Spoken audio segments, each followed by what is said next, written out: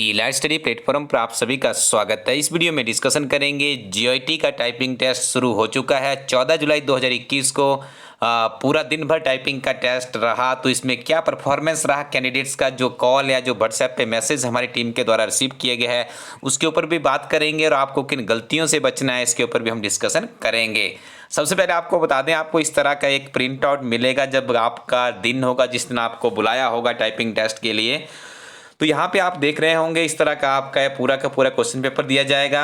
इसी question paper में से देखिए आपको 10 मिनट में आपको 30 वर्ड पर मिनट की स्पीड निकालनी है। कुछ इंस्ट्रक्शंस भी आप अपनी स्क्रीन पे देख रहे होंगे, इनको भी आपको फॉलो करना है।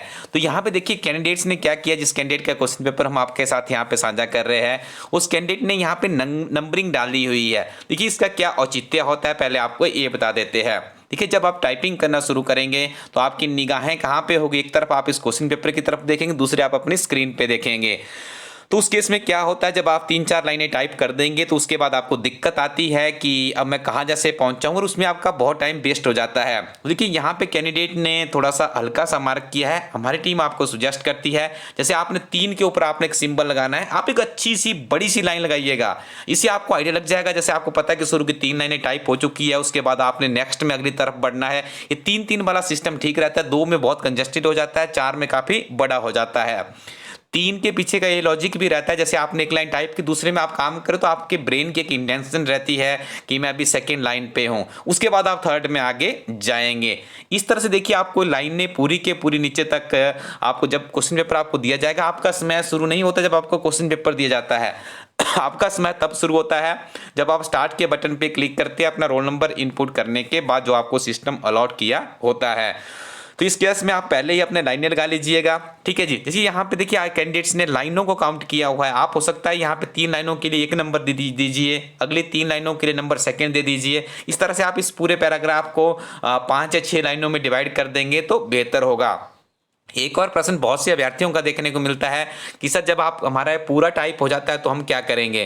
तो देखिए यहाँ पे मैं आपको बताना चाहूँगा यदि हम यहाँ पे बात करें, इस पूरे के पूरे पैराग्राफ में 351 वर्ड्स है, ठीक है। तो आपको देखिए 300 वर्ड आपको करने हैं। स्ट्रोक की बात की जाए तो ये 1500 के आसपास स्ट्रोक्स बनते हैं, लेकिन हम यहाँ पे यदि बात की जाए, देखिए यहाँ पे पूरे के पूरे पैराग्राफ में जी वर्ड्स की बात करें तो ये कितना है, 1754 है।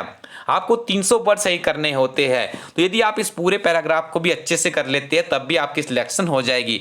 लेकिन आप बहुत ही अच्छे हैं, बहुत एक्सीलेंट है टाइपिंग में, आप इस पूरे पैराग्राफ को कर लेते हैं तो आपको क्या करना होता है, आपको ऊपर से रिपीट करना होता है, ठीक है जी। ये इसका मेथड रहता है। तो इन चीज़ों का आप ध्यान रखेंगे। और आज जिन कैंडिडेट्स के हमने मैसेज रिसीव किए हैं उनको वही दिक्कत आ रही थी जो मैं आपको कह रहा था। जैसे आप एग्जामिनेशन हॉल के अंदर चले जाते हैं तो आपको अंदर एक टेरर सा होता है, एक डर सा होता है, ये हर अभ्यर्थी के साथ में ही ऐसा होता है।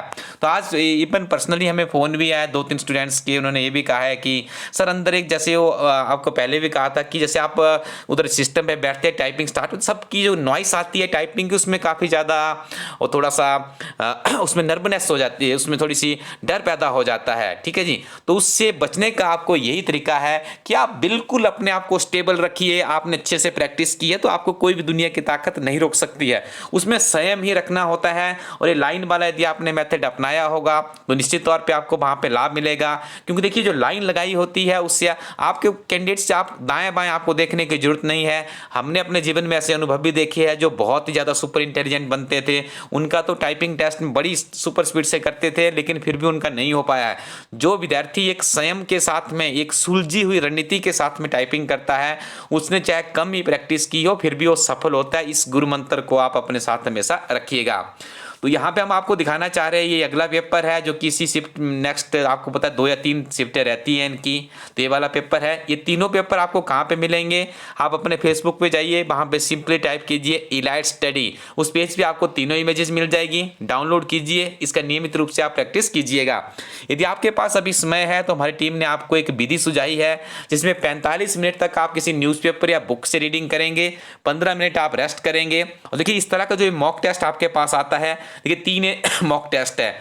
10 मिनट में आपने एक मॉक टेस्ट लगाना है, 10 मिनट आपने रेस्ट करना है, फिर अगला आप मॉक टेस्ट लगाइए, दूसरा मॉक टेस्ट लगाइए, 10 मिनट आप फिर से विराम कीजिए, अगले 10 मिनट में आप फिर से मॉक टेस्ट लगाइए, उसके बाद 10 मिनट आप फिर से विराम कीजिएगा। तो ये आपकी प्रैक्टिस की विधि रहेगी और इसमें आप समझ जाएंगे कि यहाँ पे देखिए किस तरह से आपको टाइपिंग करनी है।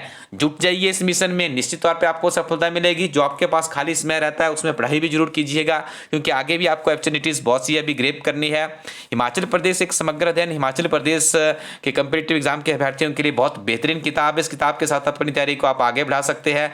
दूसरी तरफ आप यहाँ पे देख रहे होंगे हमारी टीम के द्वारा जीआईटी की जो एक प्रथम संस्करण है इस किताब का, लेकिन संशोधित संस्करण है, कुछ इसमें चेंजिंग्स की गई है, जैसे कुछ इसमें एरर्स थे उन्हें रिमूव कर दिया गया है। तो आप इस किताब को भी अपने नजदीकी शॉपकीपर से प्राप्त कर सकते हैं। बहुत ही बेहतरीन किताब है, आप विश्वास रखिएगा। Junior office assistant, IT, computer operators, data entry operators, assistant programmer की इन 4 टॉप क्लास परीक्षाओं के लिए आप इस किताब का इस्तेमाल कर सकते हैं।